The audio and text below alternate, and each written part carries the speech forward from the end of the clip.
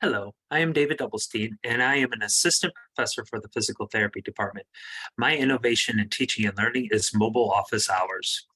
My teaching innovation was to take my office hours to the students. I teach a statistics course called Critical Inquiry. In the past, students have struggled with some of these concepts. I knew that the students would need more clarity on the subject, but I have also experienced low attendance with office hours. I was inspired to try something unique with my office hours in order to bring my availability to the students. After a lively lecture on the subject matter, I announced to the class that I would have office hours on the second floor landing. In order to accommodate the student schedule, these mobile office hours extended across blocks of times that I would normally use as desk hours. I simply took my desk work with me and presented myself available to the students. Individual students started trickling in, and then they came in groups to ask questions and get clarification on the subject. This innovation for both teaching and learning enables students to clarify difficult but vital course concepts, enabled a casual atmosphere for open discussion about the topics among peers and the professor, and gave the professor an opportunity to clarify concepts with relatable examples. Honestly, I did not realize how innovative this mobile office hour concept was until I looked at some research. Office hours are foundational to conventional pedagogy and are often overlooked as a pedagogy tool. Office hours affords the students an opportunity to seek help outside of lecture and labs. Research demonstrates a positive correlation between grades and office hours. Unfortunately, a majority of students do not even attend office hours despite the posting of hours using scheduling apps, incentives, and virtual options. Students may not seek help due to scheduling conflicts, simply forgetting, or hesitant to use inferior judgment. Some students only consider office hours in moments of crisis.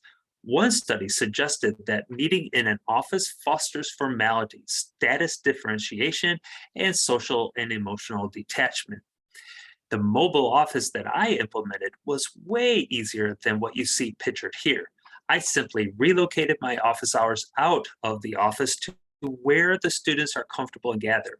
I also had to inform the students of the mobile office hours. All I really needed was my laptop, paper, pen, and some water. So the mobile office hours are easy to implement. There's no financial costs involved, and it's 100% adaptable for your needs.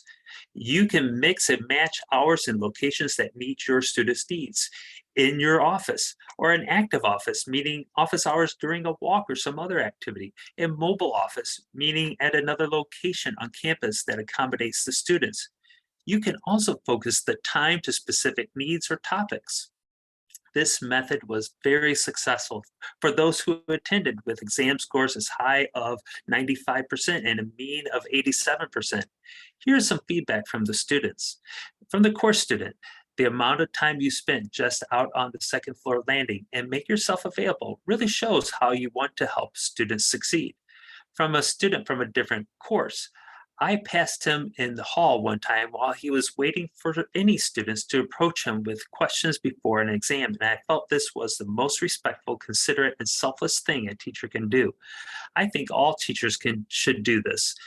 Students often feel they don't want to go into a professor's office because it is intimidating, but when they are available out in the open, we are more likely to get our questions answered and are able to leave at any time, even if it's just for a single question.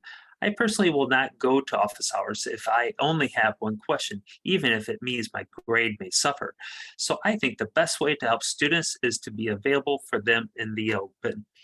Mobile office hours aligns with the core professional attributes by enhancing knowledge to the statistical building blocks of critical thinking, enabling cultural proficiency with effective interactions among students and professor, fostering components of social responsibility through responsibility and accountability to attain clarity of difficult concepts, and encouraging interpersonal skills through active listening and questioning. With minimal personal sacrifice, this pedagogy method is viable for vitally important topics to ensure comprehension. Thank you for your time in viewing this video and your consideration of nominating me for this award.